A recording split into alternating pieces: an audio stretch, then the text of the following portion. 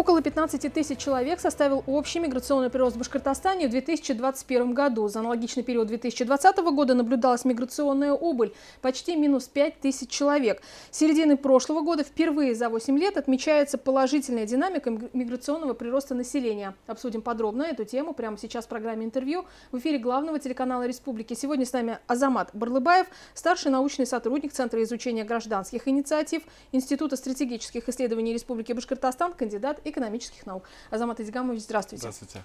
Объясните, пожалуйста, что означают эти цифры, о каких процессах идет речь?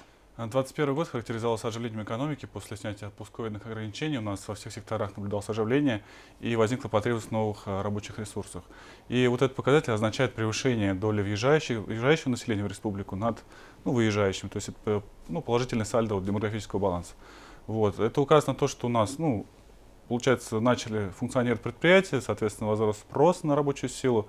Вот. Если анализировать структуру прибывшего населения, примерно 30-40% это наши же жители, но работающие за пределами республики в регионах Сибири. Вот. Также это миграция с соседних регионов, например, с Оренбургской области. А процентов 60% это у нас жители с СНГ, с соседней республики Узбекистан, Таджикистан, в какой-то мере Киргизия. Украина, то есть это вот именно наши соседи. То есть здесь в данном случае эта миграция связана именно с потребностью именно в трудовых ресурсах, большой потребностью. Если мы говорим о том, что в экономике произошло оживление после сложного коронавирусного пандемийного года, 2020-го, то что происходило в социальной сфере, о чем можно говорить здесь?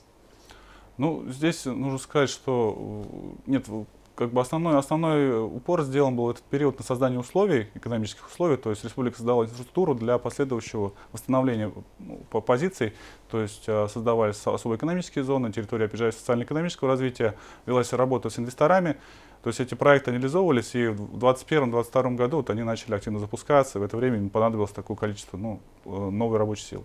И, соответственно, за счет миграционного прироста эта проблема была решена. Что этому способствовало? Привлекательные условия на рынке труда, что еще? Во-первых, высокий уровень социально-экономического развития республики. То есть это, в принципе, положительная динамика, она характеризовалась во всей России, но только для регионов с высоким уровнем жизни и с высоким производственным потенциалом. То есть республика, как один из таких регионов, она, конечно, привлекла мигрантов из других регионов и из стран СНГ. Как вы думаете, будет ли это устойчивый тренд? Пока сказать тяжело, учитывая сложившуюся ситуацию, но надеюсь, что будет. За счет каких критериев республика смогла добиться такого результата впервые за 8 лет? Это очень длинный период. Создание новых рабочих мест, интенсивная работа с инвесторами и создание новых рабочих мест прежде всего. Вот с точки зрения экспертов, которые анализируют социально-экономическую сферу, почему важны эти цифры и почему многие регионы стремятся, чтобы миграционный прирост именно был, а не убыль? Эти цифры характеризуют вообще социально-экономическое положение, уровень промышленного развития региона. Если создаются рабочие места, люди туда едут, соответственно, мы видим позитивную динамику в экономическом развитии. То есть регион движется поступательно вперед. Скажите, пожалуйста, вот сейчас мы знаем, что есть влияние санкций, и есть влияние на рынок труда и занятость населения. У нас на интервью был первый заместитель министра семьи, труда и социальной защиты населения Башкортостана Юрий Мельников. Он говорил о том, что сейчас происходит, они отфиксировали то, что есть небольшое снижение безработицы, но, естественно, ситуацию все отслеживают, наблюдают. Как вы можете сейчас охарактеризовать рынок труда? Очень сложно давать экспертные оценки на текущий момент, пока нет актуальной статистики. Но если делать, опираясь на выводы министра, я предполагаю, что, скорее всего, тут и демографические факторы влияют. У нас все-таки идет старение населения, очень большое количество людей уже предпенсионного возраста. И это тоже влияет именно на ситуацию на рынке труда. У нас сейчас сложилось так, что у нас рынок не работодатели, а рынок работника. Работники, в принципе, могут сами выбирать уже, где работать. Такая ситуация сложилась, да. Как вы думаете, оказывает ли влияние личное внимание главы Башкортостана Радия Хабирова к вопросу оттока населения, к вопросу миграции и созданию новых производств на территории республики? Я предполагаю, что вообще вопрос миграции один из KPI глав регионов. Соответственно, очень большой акцент делается именно на этот ключевой момент работы. То есть и очень большие силы, и очень большие ресурсы направлены на позитивные сдвиги в этой области. Что вы можете отметить в этом направлении? Основное это работа с инвесторами, создание новых рабочих мест. Какие особенности в Башкортостане по работе с инвесторами?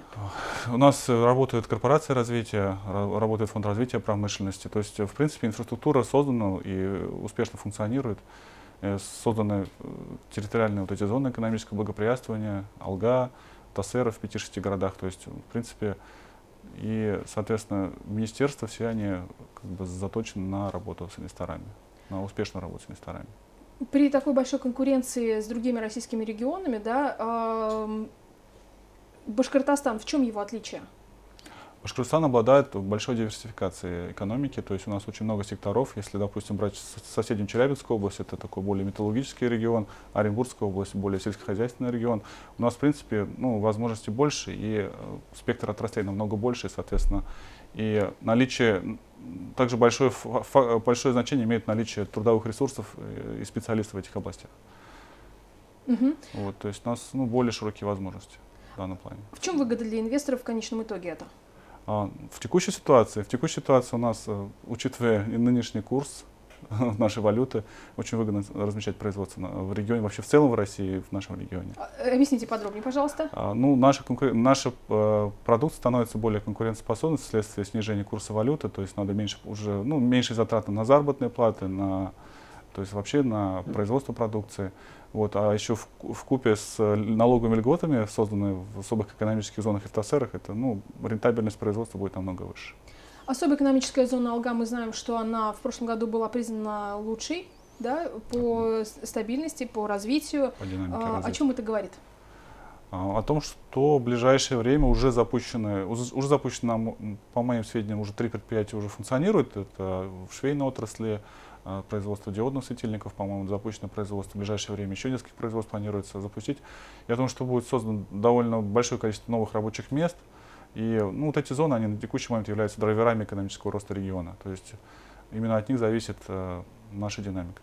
Мы достаточно подробно обсудили социальную сферу, экономическую сферу, да, работу с инвесторами. Вот по миграции есть еще такие данные разные по переписи населения, которая прошла, и вот мы ждем результатов всероссийской переписи населения, и плюс еще данные статистики, которые публикует Башстат, Росстат. Да. В чем отличие вот этих статистических данных? Там скорее есть отличия в методике сбора информации. То есть если у нас переписчики имеют дело в моменте, то фиксируя текущее состояние, встречаясь с населением, а работа госстатистики строится уже на основе данных, уже представленных данных. То есть здесь не идет работа непосредственно с населением, наверное, есть в этом различие, я думаю, только в этом. Какие-то моменты, я не специалист, просто именно вопросы статистики, сбора информации, предполагаю, что такое есть разница. Но если вшире брать миграционный вопрос в целом, миграционную отрасль, то как охарактеризовать эту ситуацию можно сейчас, да, и на что направлены действия? На текущий момент, учитывая цифры, положительный сальдо миграционного баланса, конечно, можно сказать, что в принципе ситуация хорошая. 16 тысяч — это очень хороший прирост. То есть такого прироста 8 лет не было. То есть однозначно можно сказать, что это успешное завершение этого года. Вот, не знаю, в этом году получится повторить данный результат или нет. Потому что очень тяжело прогнозировать течение ситуации экономической сейчас, как все это будет происходить, как сработают санкции. Но надеюсь, что любой кризис — это возможности, это создаст новые какие-то варианты развития новых отраслей в нашей экономике. И мы создадим новые рабочие места. Для мигрантов что это означает? Что Башкортостан стал привлекателен, в том числе и для приезжих из стран СНГ, и соседних регионов? О чем это говорит? Есть отрасли, в которые наши жители они не идут работать. То есть эти отрасли испытывают дефицит рабочих кадров. И именно в эти отрасли направлены эти миграционные потоки. И приезжие начинают работать на этих рабочих местах. Они замещают отсутствие местных жителей в этой работе. Спасибо большое, Азамат Адигамович. Это была программа интервью в эфире главного телеканала «Республики». И сегодня с нами был Азамат Бурлыбаев, старший научный сотрудник Центра изучения гражданских инициатив Института стратегических исследований Республики Башкортостан, кандидат экономических наук. Не переключайтесь, оставайтесь вместе с нами.